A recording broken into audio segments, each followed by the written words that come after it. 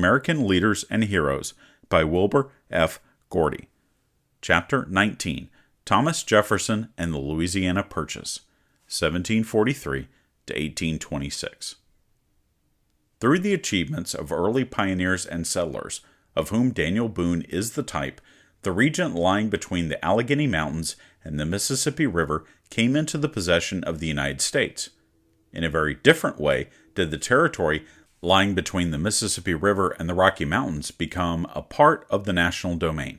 It was acquired not by exploration or settlement, but by purchase, and the man most intimately associated with this purchase was Thomas Jefferson. He was born in 1743 near Charlottesville, Virginia, on a plantation of nearly 2,000 acres. From his father, a man of great physical strength and energy, Thomas inherited a hardy constitution.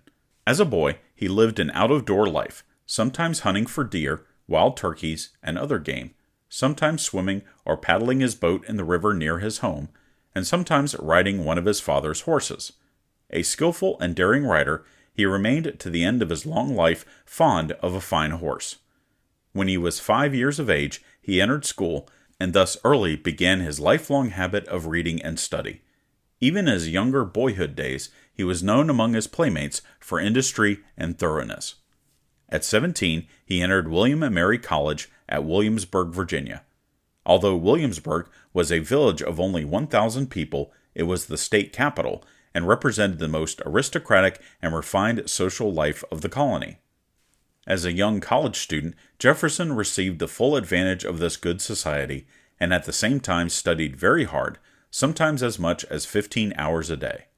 But for his strong body and sound health, he must have broken down under such a severe strain.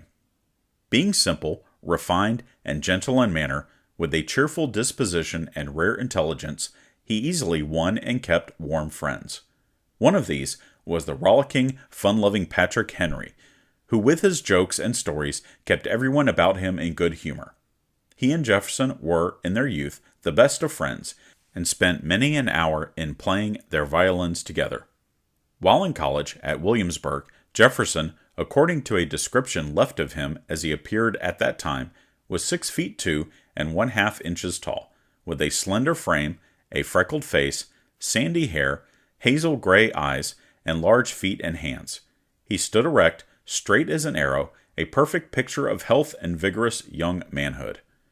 It was during the last of his 5-year stay at Williamsburg that Jefferson, then 22 years old, stood one day at the door of the courthouse earnestly listening to his friend Patrick Henry as he delivered his famous speech.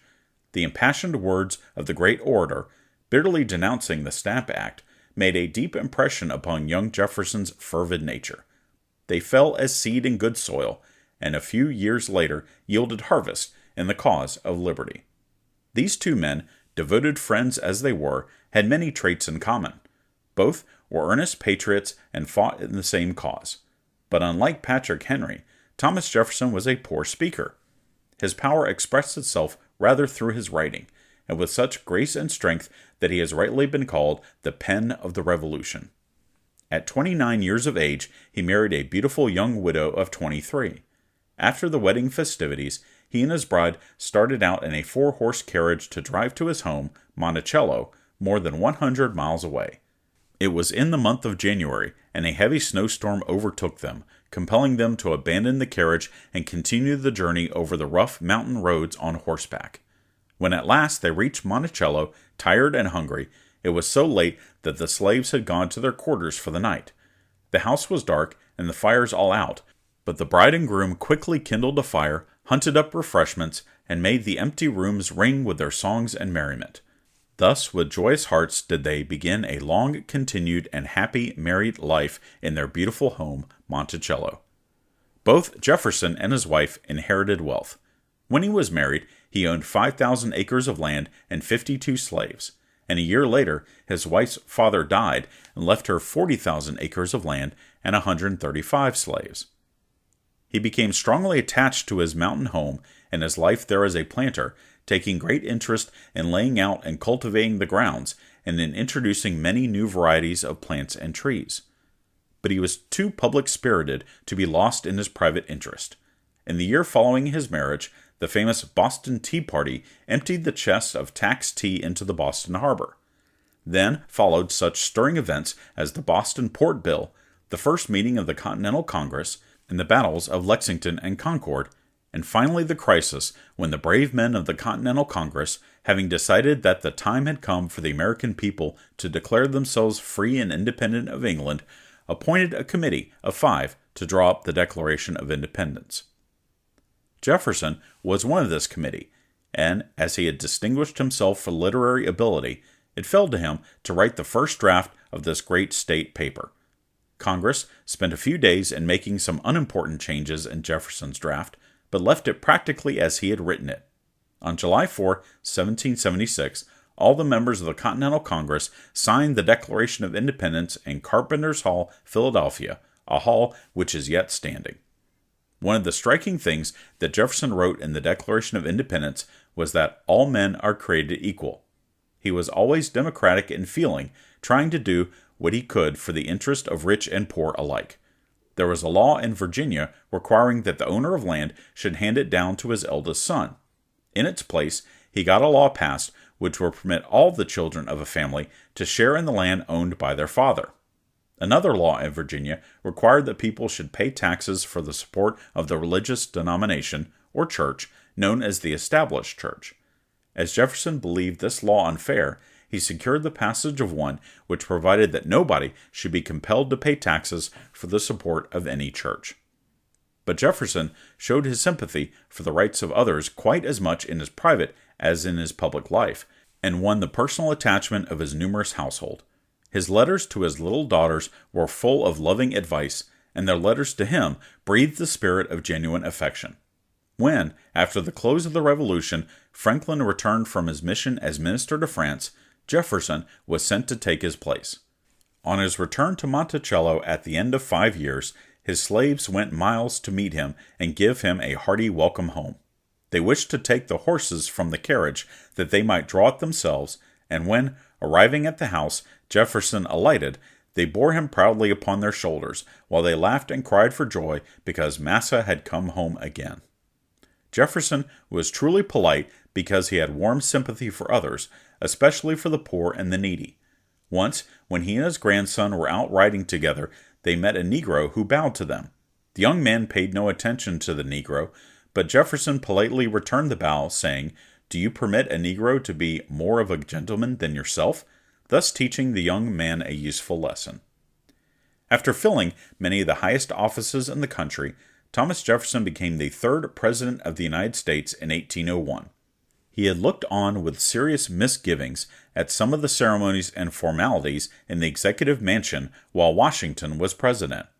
He loved Washington, but he did not think that the President of the United States should be coldly formal and hold himself aloof from the people quite as much as Washington did. He believed in Republican simplicity, which he began to practice on the very day he was inaugurated. On that occasion, he went on foot to the Capitol, clothed in his everyday dress, and attended by some of his political friends.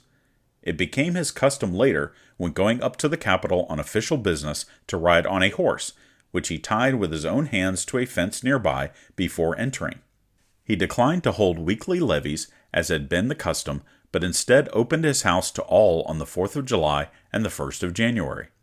In these ways, he was carrying out his convictions that the president should be simple in dress and manner, or, in other words, should live in Republican simplicity. Many acts of Jefferson prove that he was an able statesman, but one of the greatest things he did while president in the years 1801 to 1809 was the purchase of Louisiana. Do not think of this territory as the state of Louisiana. It was far more than this, for it included all the country lying between the Mississippi River on the east and the Rocky Mountains on the west, and extending from Canada on the north to Texas on the south. In 1763, at the close of the last French War, France gave up all this vast region to Spain. But in 1800, Napoleon forced Spain to give it up to France. When the Americans learned that Louisiana had again become French territory, they were alarmed, as the country that held Louisiana could control the mouth of the Mississippi and stop all American goods passing down through the river. As a consequence, American settlers living west of the Alleghenies would not be able to find a ready outlet to the world for their products. Then, too, France might plant a strong colony in Louisiana and thus give the American people untold trouble. Accordingly, President Jefferson sent Monroe to France to aid in securing New Orleans and a stretch of territory in Louisiana lying on the east bank of the Mississippi. By getting that territory, the Americans would own the entire east bank of the river and could therefore control their own trade.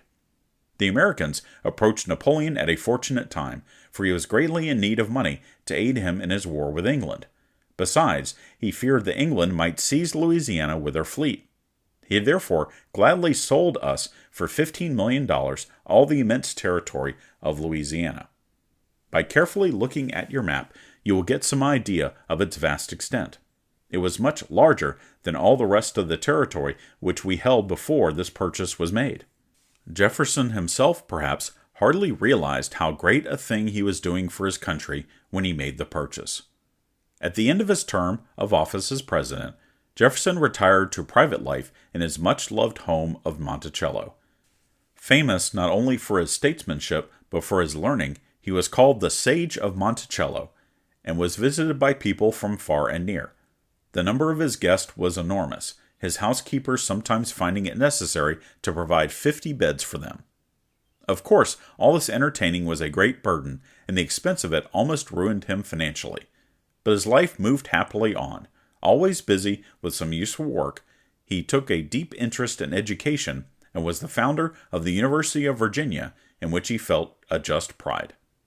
On July 4, 1826, just 50 years after the signing of the Declaration of Independence, this great man breathed his last, at the ripe age of 83.